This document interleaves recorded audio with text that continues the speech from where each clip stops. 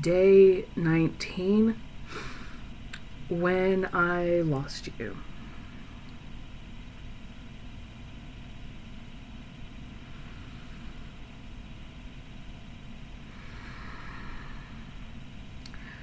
So I mentioned him before. Quite a few promising days ago. I lost whom I felt was the closest to a son to me. His name was Jamie.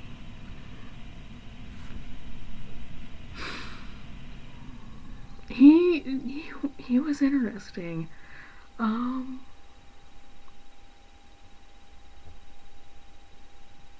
he had a unique perspective on life as a kindred.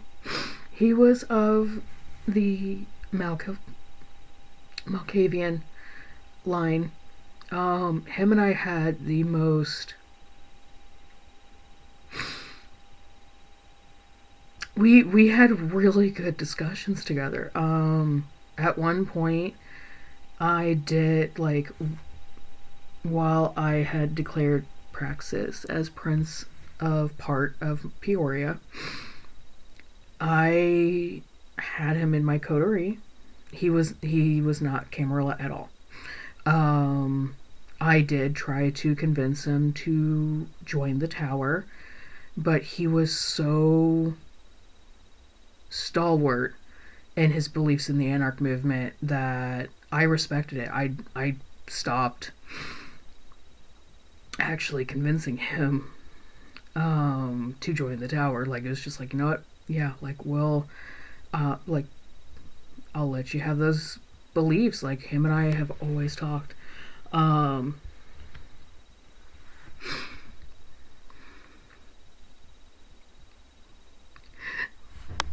but when I lost him,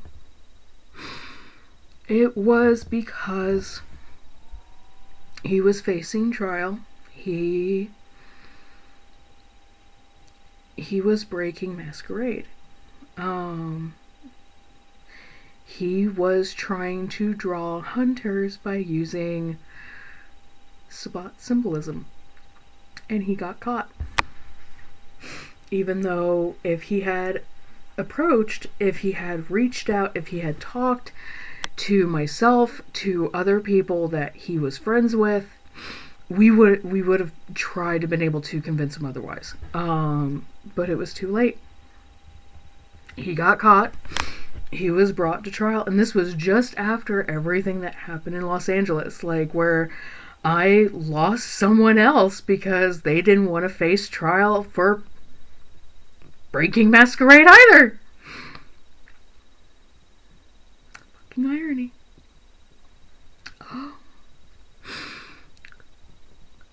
So I was visiting where he was having the trial.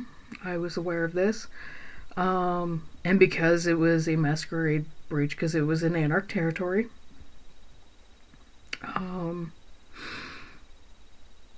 I was allowed to give a vote. Because anything Anarch, since I'm Camarilla, I don't vote in. I've always been like that. I never vote.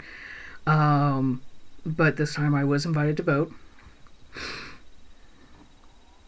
And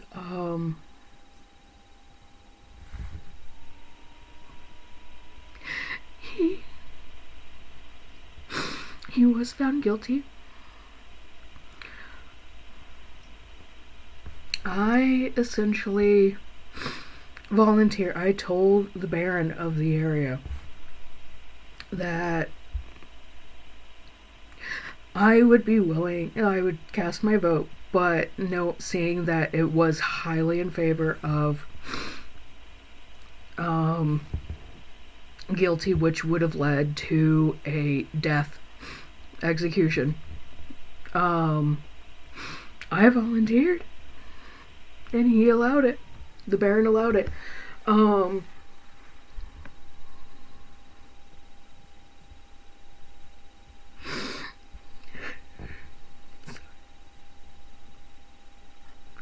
I still miss him. I gave him the choice of how he could be executed. Because, like I said, he was like a son to me.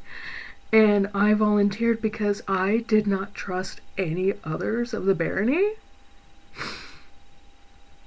to give him the proper death he deserved. Like, I personally wanted something quick.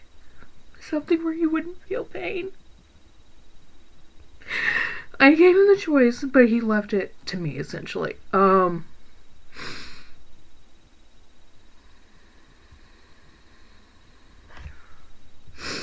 Forgive me. It's still a sore wound.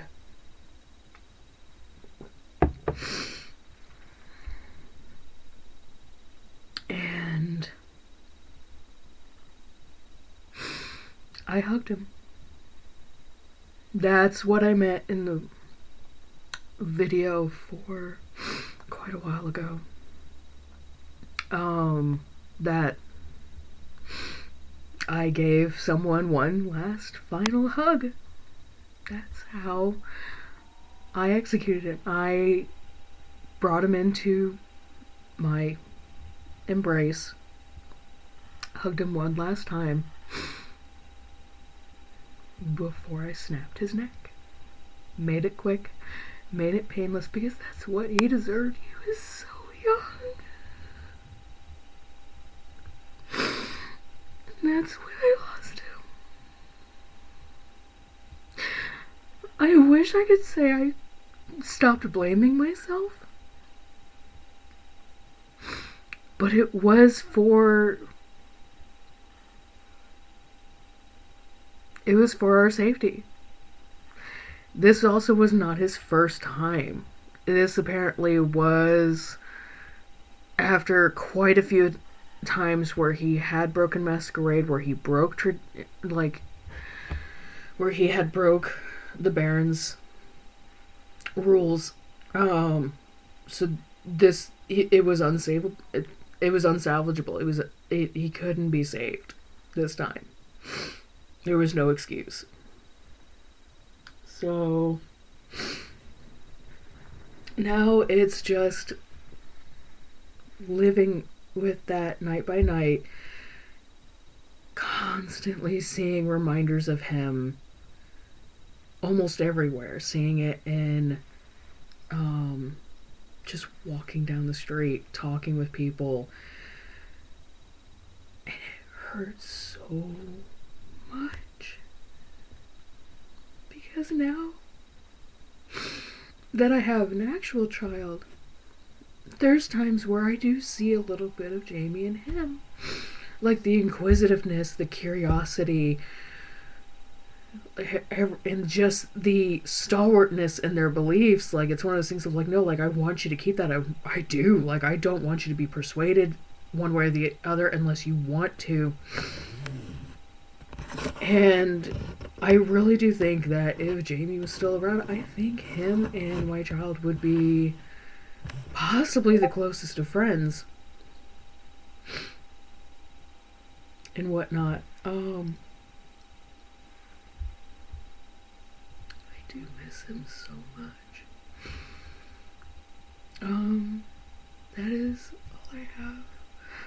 I'm sorry this brought down your night. I do hope you have a good night, and I will hopefully see you all in the next one.